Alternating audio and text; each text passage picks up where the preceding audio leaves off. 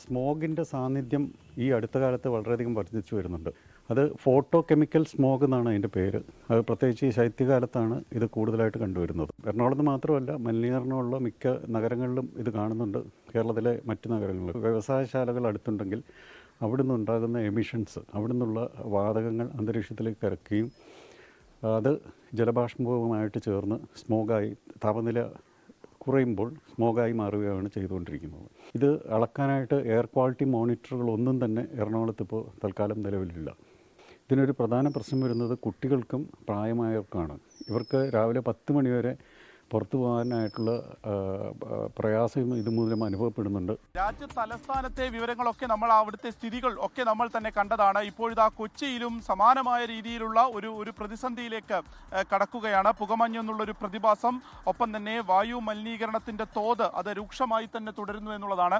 ഈ കാക്കനാട്, അതായത് ഈ വ്യവസായശാലകൾ സ്ഥിതി ചെയ്യുന്ന ഏലൂര്, കാക്കനാട്, തൃപ്പൂണിത്തറ തുടങ്ങിയ മേഖലകളിലാണ് രൂക്ഷമായി തന്നെ ഏകദേശം ഒരു 10 മണിവരെ പുകമഞ്ഞ് ഉള്ളത്. അപ്പോൾ ഈ നടക്കുന്ന ആളുകളൊക്കെ രാവിലത്തെ വാക്കിങ്ങിനൊക്കെ പോകുന്ന ആളുകൾക്കൊക്കെ വലിയ ഒരു പ്രതിസന്ധി ഈ ഘട്ടത്തിൽ നേരിടുന്നുണ്ട്. ഇതിപ്പോൾ ഇൻഫോ പാർക്കിന്റെ റോഡാണ്. അവിടെ നമുക്ക് ആ കാഴ്ച കാണാം. ഇപ്പോഴും ആ ഒരു മൂടിക്കെട്ടിയ അന്തരീക്ഷമാണ്. സാധാരണഗതിയിൽ ഇവിടുത്തെ ഒരു വായു മലിനീകരണം, ഒപ്പം തന്നെ വ്യവസായശാലകളിൽ നിന്നുള്ള പുക പുറത്തേക്ക് വരുന്നു. ഈ ഡിസംബറിലെ മഞ്ഞ്, ഇതെല്ലാം കൂടി ചേരുന്ന ഒന്ന് അത് ശ്വസിക്കാൻ വലിയ ബുദ്ധിമുട്ടുണ്ടാക്കുന്നു എന്നുള്ളതാണ് വിദഗ്ധർ തന്നെ പറയുന്നത്.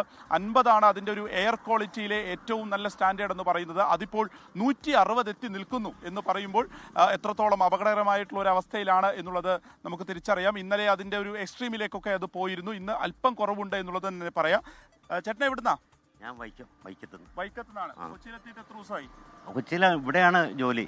അപ്പൊ ഞാൻ വൈക്കത്തുനിന്ന് ഡെയിലി പോയി വരണം. ഓക്കെ. അപ്പൊ ഈ പുകമഞ്ഞ് ഇപ്പൊ ഇന്നലെ മുതൽ തുടങ്ങിയതായിരുന്നു. ഇന്നലെ ഒരു 6 മണിയായപ്പോൾ ആള് അടുത്ത് കാണാൻ പറ്റാത്ത അവസ്ഥയിലായിരുന്നു. പക്ഷെ ഇന്ന് ഇത്തിരി വ്യത്യാസമുണ്ട്.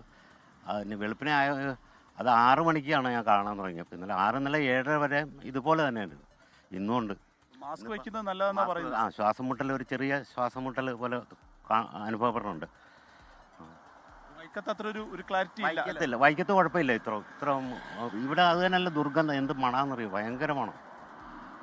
ശ്വസിക്കാൻ ബുദ്ധിമുട്ടാണ്. ആ വെളുപ്പിനെയാണ് അന്തരീക്ഷം ഈ പറഞ്ഞ പോലെ തന്നെ ഭയങ്കര ദുർഗന്ധമാണ്. മാസ്ക് വെക്കാതിരിക്കാൻ പറ്റൂല, ആ രീതിയിലായി.